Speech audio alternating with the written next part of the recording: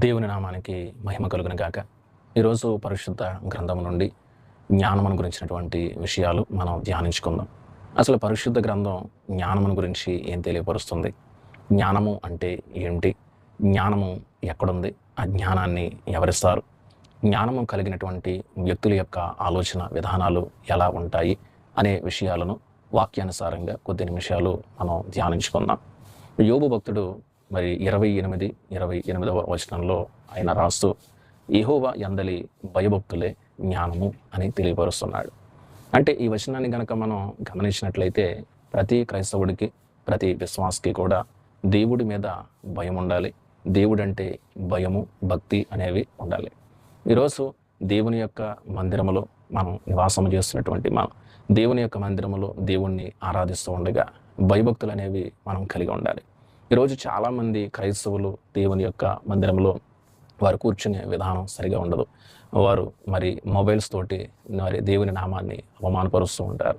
మరి పక్క వాళ్ళతోటి మాట్లాడుకుంటూ దేవునికి విలువ అనేది ఇవ్వకోకుండా వారు దేవుని సన్నిధిలో గడపడం అనేది మనం చూస్తూ ఉంటాం. అటువంటి విధానంలో మనం ఎప్పుడు కూడా మనం వండుకోకూడదు. ఈరోజు పరిశుద్ధత కలిగినటువంటి దేవుని సన్నిధిలో, పరిశుద్ధత కలిగినటువంటి దేవుని విషయంలో మనం చాలా జాగ్రత్తగా ఉండాలి. ఈరోజు మరి ఏలీ కుమారులను కనుక మనం చూసినట్లయితే ఏలీ యాజకుడిగా కనపడుతున్నాడు. మరి దేవునికి మరి ఎంతో దగ్గరగా జీవించినటువంటి స్థితి ఏలీ జీవితంలో మనం చూస్తూ ఉంటాం. కానీ ఏలీ యొక్క కుమారులైనటువంటి వారు మాత్రం దేవునికి విరుద్ధమైనటువంటి పనులను వారు చేస్తూ వచ్చి ఉన్నారు. మరి దేవుని యొక్క మందిరంలోనికి వచ్చే స్త్రీలతోటి వారు పాపం చేయడం, మరి దేవుని యొక్క ఉగ్రతకు వారు గురయ్యి వారి జీవితాలని నాశనం చేసుకోవడం అనేది మనం చూస్తూ ఉంటాం. కాబట్టి ఈరోజు దేవుని యొక్క సన్నిధిని మనం చాలా పవిత్రంగా చూసుకోవాలి. దేవుడు అంటే భయం ఉండాలి, భక్తి ఉండాలి. చాలామంది విశ్వాసులకు భక్తి ఉంటే భయం ఉండదు, భయం ఉంటే భక్తి ఉండదు. ఈ రెండూ లేకోకుండా దేవునికి దగ్గరగా జీవించడము అనేది అసాధ్యం. అలాగే మరి జ్ఞానైనటువంటి సొలొమోను కూడా మరి తను రాసినటువంటి పుస్తకంలో సామెతలు 9వ అధ్యాయం 10వ వచనంలో ఈ విధముగా ఆయన మాట్లాడుతున్నాడు. యెహోవా యందు భయభక్తులు కలిగి ఉండుటే జ్ఞానమునకు మూలం. అంటే భయభక్తులు ఎప్పుడైతే మనం కలిగి ఉంటామో మనం ఖచ్చితంగా దేవుని నుండి వచ్చే ఆ జ్ఞానాన్ని మనం పొందుకుంటూ ఉంటాం. మరి జ్ఞానము ఎక్కడుంది? ఈ జ్ఞానాన్ని ఎవరిస్తారు? ఈ జ్ఞానాన్ని ఎలా పొందుకోవాలి అనే విషయాన్ని కనుక మనం చూసినట్లయితే మరి దేవుడు యాకోబు భక్తుడి ద్వారా యాకోబు పత్రిక 1వ అధ్యాయం 5వ వచనంలో ఈ విధంగా మాట్లాడుతున్నాడు. చూద్దాం. మీలో ఎవరికైనాను జ్ఞానము కొదువుగా ఉన్న ఎడల అతడు దేవుని అడగాలి. అంటే జ్ఞానం కావాలి అంటే ఎవరిని అడగాలి? దేవుణ్ణి అడగాలి. దేవుణ్ణి అడగాలి. దేవుని సన్నిధానానికి వెళ్ళి అడగాలి. దేవుని యొక్క పరిశుద్ధ గ్రంథాన్ని నిత్యము కూడా మనం ధ్యానించుకుంటూ దేవునితో సావాసాన్ని ఎప్పుడైతే కలిగి ఉంటామో దేవుడి యొద్ద నుండి జ్ఞానాన్ని ఆ వ్యక్తులు పొందుకుంటారు. ఇక కింద మనం చూసినట్లయితే ఆయన ఎవరిని గద్దింపక అందరికీ ధారాళముగా దయచేవాడు. అంటే ఇక్కడ జ్ఞానము అనేది ఒక యూదులకనో, లేకపోతే ధనికులకనో, లేకపోతే అధికారులకనో, లేకపోతే ఒక వర్గానికి మాత్రమే ఇక్కడ జ్ఞానాన్ని ఇస్తాను అని దేవుడు తెలియపరచట్లేదు. అంటే ఈ భూమి మీద ఎవరైనా సరే దేవుని యొద్దకు వచ్చి ప్రభువా నాకు జ్ఞానాన్ని దయచేయి ప్రభువా అని ఎప్పుడైతే మనం అడుగుతూ ఉంటామో దేవుడు ఖచ్చితంగా ఆ వ్యక్తికి జ్ఞానము అనేది దయచేస్తూ ఉంటాడు. మరి దేవుడు జ్ఞానాన్ని ఇస్తాడు, సరే మరి మనం ఎలా అడగాలి ఆ జ్ఞానాన్ని? కింద చూసినట్లయితే ఏమంటున్నాడు చూడండి, కింద వచనాలు. అయితే అతడు ఏమాత్రమును సందేహింపగా విశ్వాసముతో అడగాలి. అంటే మన దేవుని యొద్దకు వచ్చి ప్రభువా నాకు జ్ఞానము దయచేయి ప్రభువా అని అడుగుతాం, కరెక్టే. కానీ మన హృదయంలో ఎటువంటి అనుమానం అనేది ఉండకూడదు. ఖచ్చితంగా దేవుడు నాకు జ్ఞానాన్ని దయచేస్తాడు, ఖచ్చితంగా ఆ జ్ఞానాన్ని నేను పొందుకుంటాను అని ఒక విశ్వాసము, ఒక నమ్మకం అనేది ప్రతి వ్యక్తి జీవితంలో కూడా కలిగి ఉండాలి. ఈరోజు ఇటువంటి జ్ఞానాన్ని మనం సంపాదించుకోవాలి. ఈరోజు మరి జ్ఞానైనటువంటి సొలొమోను యొక్క జీవితంలో కూడా మనం చూసినట్లయితే మరి తన తండ్రి అనంతరము సింహాసనాన్ని అధిష్ఠించే క్రమంలో మరి దేవుడు ఆ యొక్క దర్శనం ద్వారా సొలొమోనుతో మాట్లాడుతూ మరి నీకు ఏం కావాలి అనే విషయాన్ని దేవుడు సొలొమోను గారిని అడగడం అనేది మనం చూస్తూ ఉంటాం. ఎప్పుడైతే దేవుడు సొలొమోను గారిని అడిగాడు, మరి సొలొమోను యొక్క ఆలోచన ఈ లోకానుసారంగా మనకి కనబడట్లేదు. అంటే నాకు ధనం కావాలి ప్రభువా అని అడగట్లేదు, నాకు బలం కావాలి ప్రభువా అని అడగట్లేదు, నాకు మరి సైన్యం కావాలి ప్రభువా అని అడగట్లేదు, లేకపోతే నాకు ఆస్తులు ఐశ్వర్యాలు మరి రాజ్యాలు కావాలి అని సొలొమోను ఇక్కడ అడగట్లేదు. సొలొమోను ఏమడుగుతున్నాడో తెలుసా? అడిగే విధానం కూడా దేవుడికి నచ్చేలా ఉండాలి. ప్రభువా నేను బాలుడును, ప్రభువా నేను చిన్నవాడును, ఈరోజు రాజ్యాన్ని పరిపాలించడానికి నేను సిద్ధపడుచున్నాను కనుక ఈరోజు నాకు ఈ యొక్క రాజ్యాన్ని పరిపాలించడానికి కావలసినటువంటి వివేకమును జ్ఞానమును నాకు దయచే ప్రభువా అని దేవుణ్ణి సొలొమోను అడగడం అనేది మనం చూస్తూ ఉంటాం. సొలొమోను అడిగినటువంటి ఆ విజ్ఞాపన, ఆ యొక్క మనవి దేవునికి ఇష్టమైంది. అంటే మనం అడిగే కోరికలు కూడా ఎలా ఉండాలంటే దేవుడికి నచ్చేలా ఉండాలి. ఎప్పుడైతే సొలొమోను యొక్క ఆ విన్నపాన్ని దేవుడు ఆలకించాడో వెంటనే సొలొమోనుకి జ్ఞానముతో పాటు ఐశ్వర్యము, ధనము, మరి సైన్యము, బలము సమస్తాన్ని కూడా సొలొమోనుకి దేవుడు దయచేయడం అనేది మనం చూస్తూ ఉంటాం. కాబట్టి ఈరోజు సొలొమోను జీవితంలో ఎవరికీ లేనటువంటి ఒక గొప్ప ఆధిక్యతను మనం చూస్తూ ఉంటాం. ఈ గతించినటువంటి దినాల్లో మీ పూర్వీకులలో నీ వంటి వాడు ఒకడును లేడు, ఇక ముందు కూడా నీ వంటి జ్ఞానము కలిగినటువంటి వాడు మరొకడు రాడు అనే ఒక మాట అక్కడ మనం చూస్తూ ఉన్నాం. అంటే అంత జ్ఞానాన్ని సొలొమోనుకి దేవుడు దయచేశాడు. కాబట్టి ఈరోజు జ్ఞానైనటువంటి సొలొమోను రాసినటువంటి సామెతల గ్రంథాన్ని కనుక మనం చూసినట్లయితే ఈ యొక్క సామెతల్ని మనం చదువుకుంటూ ఉండగా మరి ఎన్నో జీవితానికి ఉపయోగపడే మాటలు మనకి కనపడుతూ ఉంటాయి. ప్రాముఖ్యంగా యవ్వన బిడ్డలకి కావలసినటువంటి ప్రతి ఒక్క మాట కూడా సామెతల గ్రంథంలో మనకి కనపడుతుంది. కాబట్టి జ్ఞానము కలిగినటువంటి వ్యక్తుల యొక్క ఆలోచనలు ఎలా ఉంటాయి, దేవుని యొక్క జ్ఞానాన్ని సంపాదించుకున్న తర్వాత వారి యొక్క విధి విధానాలు ఏ విధముగా ఉంటాయి అనే విషయాన్ని కూడా మనం చూద్దాం. ఆదికాండము 47వ అధ్యాయము 13వ వచనంలో ఇక్కడ యోసేపుకి కలిగినటువంటి జ్ఞానాన్ని మనం చూస్తూ ఉంటాం. యోసేపు కూడా దేవుని యందు భయాన్ని కలిగి ఉన్నాడు, భక్తిని కలిగి ఉన్నాడు. భయాన్ని కలిగి ఉన్నాడు కాబట్టే మరి పాపం నుండి పారిపోయాడు. భక్తిని కలిగి ఉన్నాడు కాబట్టే కఠినమైనటువంటి పరిస్థితులు తన జీవితంలో ఎదురైనప్పటికీ, మరణపు అంచుల దగ్గరికి వెళ్ళిపోయినప్పటికీ కూడా దేవుని యందు ఉన్నటువంటి భక్తిని, నమ్మకాన్ని, విశ్వాసాన్ని ఎన్నటికీ కూడా కోల్పోలేదు. అందుకే యోసేపుకి దేవుడు చక్కటి జ్ఞానాన్ని దయచేశాడు. అందుకే కదా మరి ఫరోకు వచ్చినటువంటి కలల యొక్క భావాన్ని వివరించి చెప్పే జ్ఞానాన్ని దేవుడు యోసేపుకి దయచేశాడు. మరి ఫరో యొక్క ఆస్థానంలో ఎంతోమంది గొప్ప వ్యక్తులు ఉన్నప్పటికీ కూడా ఆ యొక్క కళల యొక్క భావాన్ని ఎవరూ కూడా చెప్పలేకపోయారు. కాబట్టి దేవుని యొక్క జ్ఞానం అనేది చాలా గొప్పది. అందుకే అంటాడు, ఈ లోక జ్ఞానము దేవుని దృష్టికి వెర్రితనముగా ఉన్నది. ఈ లోక జ్ఞానము కాదు కానీ మనం దేవుని యొద్ద నుండి వచ్చే జ్ఞానమును మనం కలిగి ఉండాలి. మరి ఈ యొక్క 47వ అధ్యాయము ఆదికాండములో 13వ వచనం నుండి యోసేపు యొక్క జ్ఞానాన్ని మనం చూస్తూ ఉంటాం.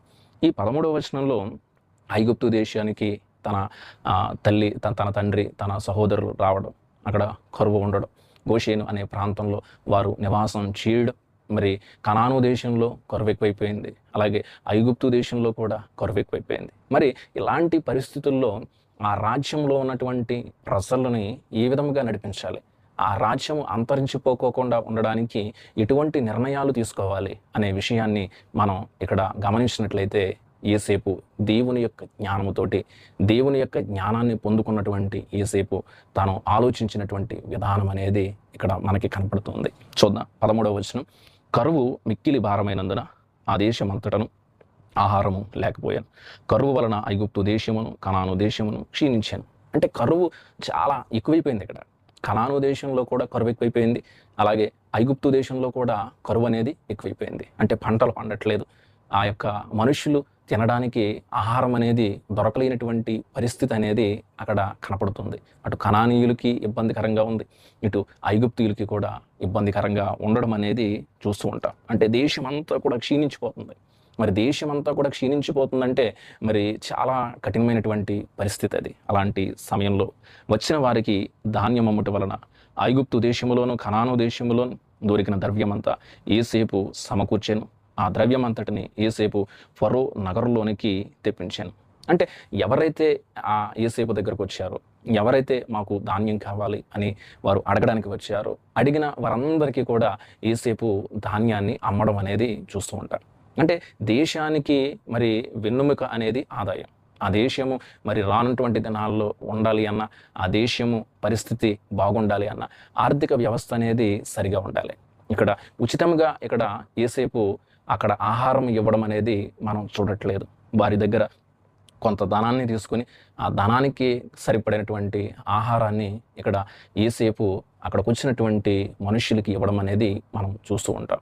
అంటే దేవుని యొక్క జ్ఞానాన్ని పొందుకున్నటువంటి యేసేపు ఈ విధముగా మరి ఆలోచన కలిగి తన దేశం యొక్క ఆర్థిక వ్యవస్థ పడిపోకోకుండా కాపాడడం అనేది మనం ఇక్కడ గమనిస్తూ ఉంటాం. అందుకే కింద వచనంలో చూడండి, మరి ఆ ద్రవ్యం అంతటిని యేసేపు ఫరో నగరంలోనికి తెప్పించాను.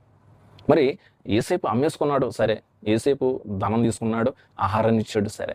ఇప్పుడు ఆ ధనాన్ని తను దాచుకున్నాడా? ఆ ధనాన్ని తన యొక్క వ్యక్తిగతమైనటువంటి అవసరతలకు ఉపయోగించుకున్నాడా? లేదు.